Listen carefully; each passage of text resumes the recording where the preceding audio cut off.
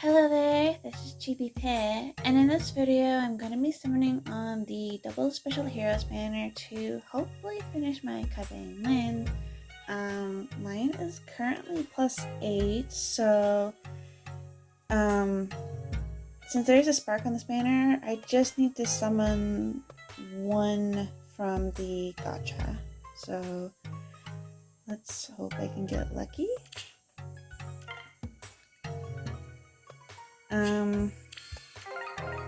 So colorless is going to be my backup because I don't mind getting Elise or Triandra. Although in Triandra's case it's mostly for fodder because she has the, what is it, the, what is it? Yeah, the Firestorm dance, which I would like on some of my dancers.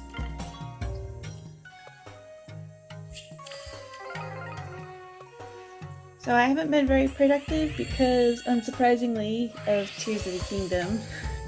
Like, even a month after its release, I still haven't beaten the game. I've only just now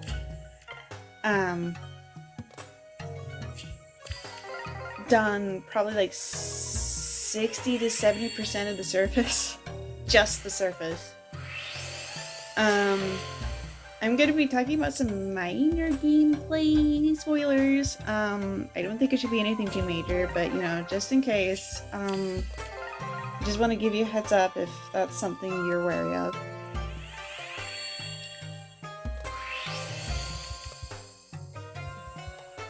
So yeah, I've been making a point of completing as much of the game as possible without the the parasail.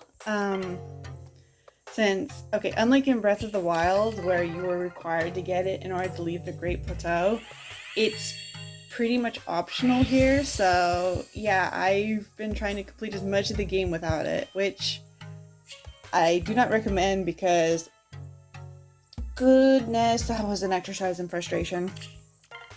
Like, I was able to complete all 4 temples, without it, and the temples themselves weren't so bad, but getting to the Wind Temple was probably the most frustrating experience I've had in the game so far. Oh my gosh. It took me so many zonal flying devices built to be able to reach the temple.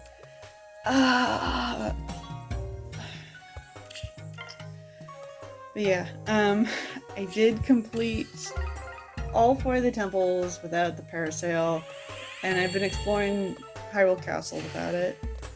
And I'm now at the point where I'm about to get it, so I am looking forward to that. Oh, do not recommend playing through this game without the parasail. So yeah, once I get the parasail, I will be exploring the depths and the skies now. So I'm looking forward to that. I mean, I did get to explore a little bit of them in order to reach the Fire Temple and the Wind and the Water Temples, respectively.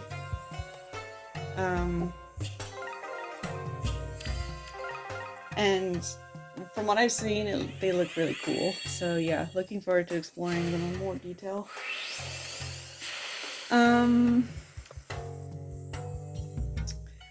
So far, the things that I like better than Breath of the Wild would be well, first of all, definitely the recipe tracker.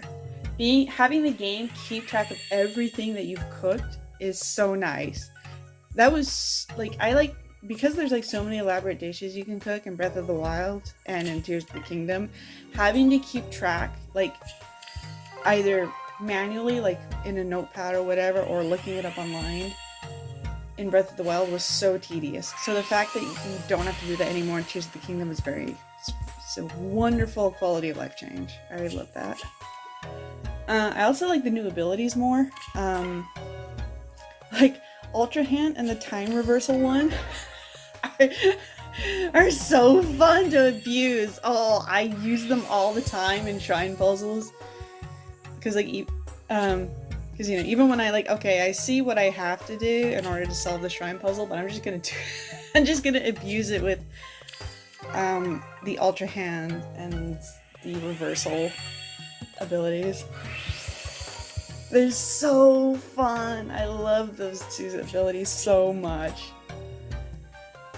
Like Ultra Hand basically being Magnesis, but infinitely better, and reversal being similar to Stasis. It's not quite an upgrade. But yeah, I love those two abilities so much. And there's also new clothes.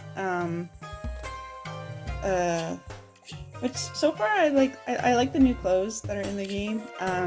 There's like a clothing set that lets you like climb slippery surfaces without slipping, which is really helpful when it rains. There's also you can also like dress up as the what are they? The Iga clan, the evil version of the Sheikah tribe, you know, the evil ninjas. Like you can actually like dress up as them now and just casually walk into their hideout. You don't have to like sneak in or anything. You can just walk in, buy their arrows and bananas, and it's hilarious. So yeah, I really like that. That was really funny.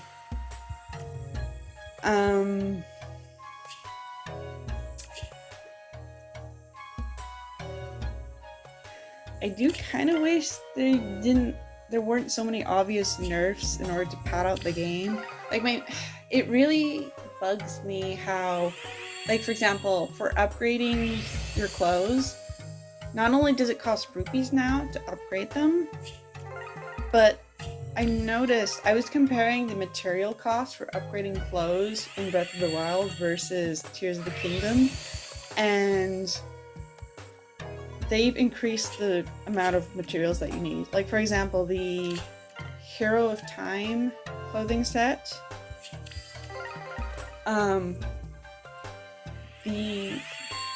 for upgrading the final set, it would normally require 30 pieces of amber per clothing piece, but in Tears of the Kingdom, it now requires 40, and that does add up, and it's very annoying having to grind out 120 pieces of amber just to fully upgrade some clothes.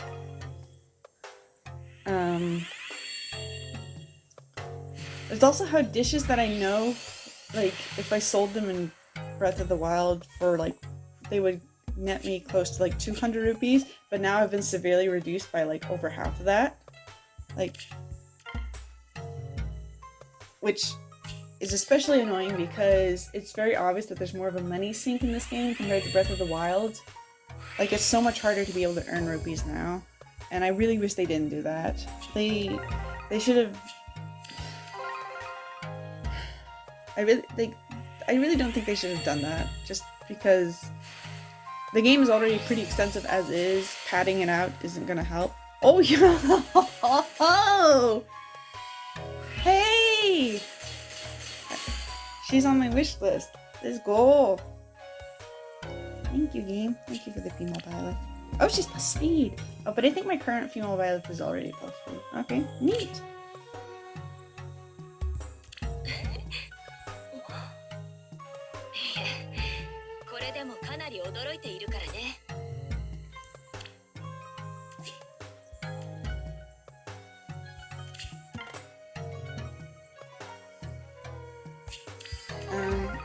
And there were some things that I was really hoping that Tears of the Kingdom would address that it didn't.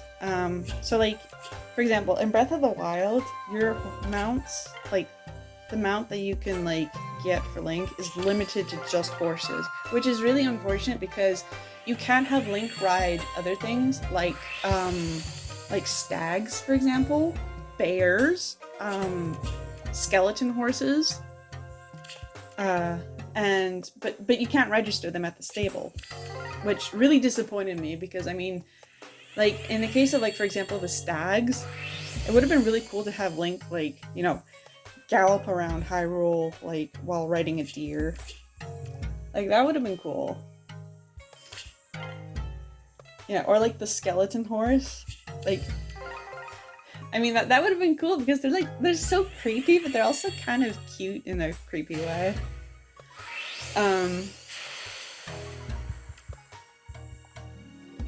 Yeah, I was hoping that, especially since there's now like multiple levels of Hyrule to explore, like the sky and the depths, that they would address that. You know, maybe for like the sky, give you like a flying mount, like in Skyward Sword, you got like the locked wings. I was hoping that maybe they could come back. But from what I've seen, that does not seem to be the case. Like, seems like so far you're still limited to just horses. And that especially sucks because I was hoping that, at least maybe you could get sand seals to help travel the desert instead of being forced to always rent one, which will despawn if you save and reload your game. I know it's a minor thing, but I was really hoping for something like that. Also, the weapon durability. Like, the weapon durability itself, I don't have a problem with, but it really would have been really nice to be able to know how much durability your weapon has left. Because as it stands, because you have no way of knowing until your weapon is close to breaking, there have been so many times where I've been confronted with a decision like, okay, I can't tell if the bow that I'm using is about to break. Do I ditch it and get this new one, or do I keep it? It's just... I really don't see why they could not have added a durability meter to... yeah, I really...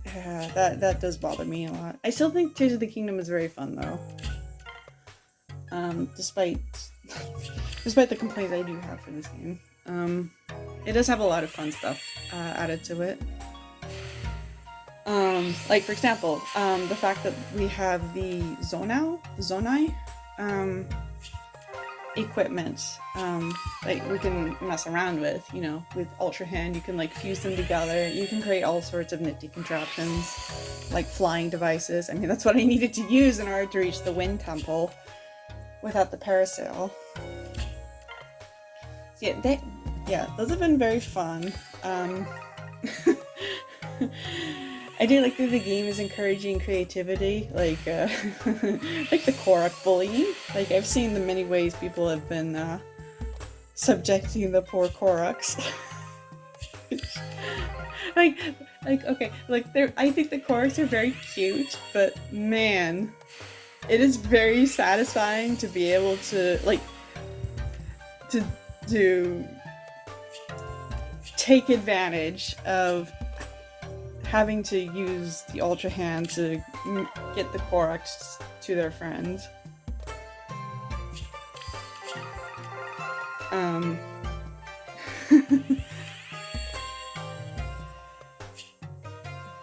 Like, probably my favorite instance so far was when I was like rolling a Korok down a hill because its friend was like at the very bottom, and I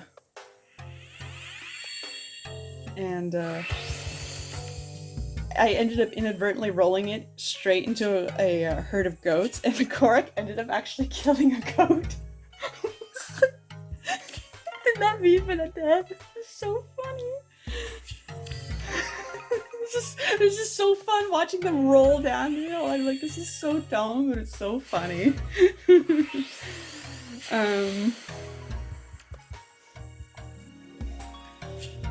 Yeah, I've like seen other people, like, for example, somebody said that they made a like cart, and then they like attached the Korok to the very back of it. And just like seeing what people do is really funny. That being said, I feel like the creativity that you can express with the devices is still kind of limited. Like, my main complaint is that the devices don't last very long. Like, if you make, like, a flying machine, for example, it basically only lasts for, like, 30 seconds, which is not enough to really, like, get you anywhere, over a significant distance. And, like, I understand it's because they, okay, finally done! 10%, jeez. Okay.